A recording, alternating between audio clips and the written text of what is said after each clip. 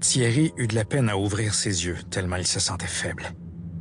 Si quelques heures auparavant il se croyait capable de gravir des montagnes, tellement il débordait d'énergie, désormais tous ses membres le faisaient souffrir, comme si des bestioles grugeaient avec avidité chacun de ses muscles. La première chose qu'il vit fut sa jambe maigrichonne, encore dépourvue de toute pilosité, attachée à l'aide de sangles de cuir à la patte d'une chaise en fer.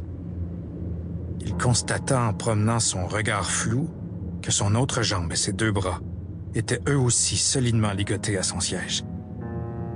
Puis, tandis que tous ses sens se réactivaient tranquillement, il sentit le métal glacé de la chaise directement sur son dos, ses fesses, ses cuisses. Il était nu comme un verre. Son sexe, minuscule et plissé par le froid, pendait à l'air libre. S'il avait eu assez de force, le garçon se serait mis à crier et à se débattre pour se défaire de ses liens, mais son état ne lui permit que de grommeler un pauvre « Au secours !» sans porter.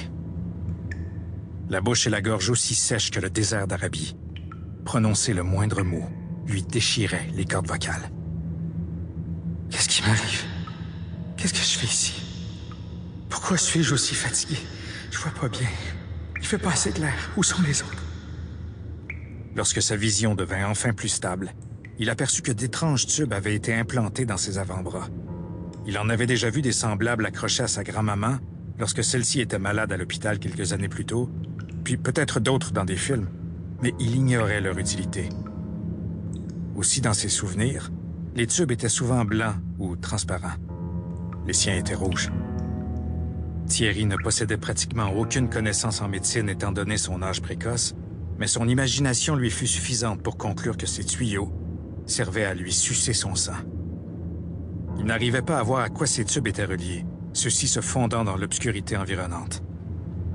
En relevant difficilement la tête, le garçon réalisa que seule une faible lampe accrochée au plafond, pendant juste au-dessus de lui, illuminait la pièce, et que son rayon ne lui permettait pas de bien évaluer son environnement. Il tenta à nouveau de bouger, sa panique et son désir de s'enfuir ne cessant de s'accroître, mais rien n'y fit. Il l'ignorait, mais Thierry s'était fait soutirer une bien trop grande quantité de sang pour se permettre quelque effort physique que ce soit. S'il avait pu s'apercevoir dans un miroir, il se serait rendu compte à quel point son teint était blême et que ses traits, témoignant ordinairement de sa jeunesse et de sa fougue, s'étaient transformés en lignes creuses, semblables à des rides. Puis, tandis que sa vue commençait tout juste à s'adapter à l'obscurité, Thierry entendit un bruit. Un son semblable à celui d'une respiration bruyante. Une respiration résultant d'une excitation difficilement contrôlable. Ce souffle à cadence rapide, il le sentit se rapprocher de lui, et il finit par percevoir la silhouette de son propriétaire émerger de la noirceur. Ce fut à cet instant que certains souvenirs récents se manifestèrent dans son esprit. Il reconnut celui qui s'avançait lentement vers lui et qui était assurément le responsable de sa captivité et de sa nudité. Thierry parvint aussi, à l'aide de ses souvenirs, à se forger une idée de la raison pour laquelle on l'avait maintenu prisonnier ainsi. Néanmoins, sa naïveté, son manque d'expérience humaine et son inconscience enfantine ne pouvaient lui permettre de saisir toutes les véritables intentions de son geôlier. Qu'est-ce que tu m'as fait? Parler lui faisait mal, mais il n'avait pas le choix. Pourquoi je suis là? Détache-moi! L'individu en face de lui demeura dans l'ombre, les mains derrière le dos.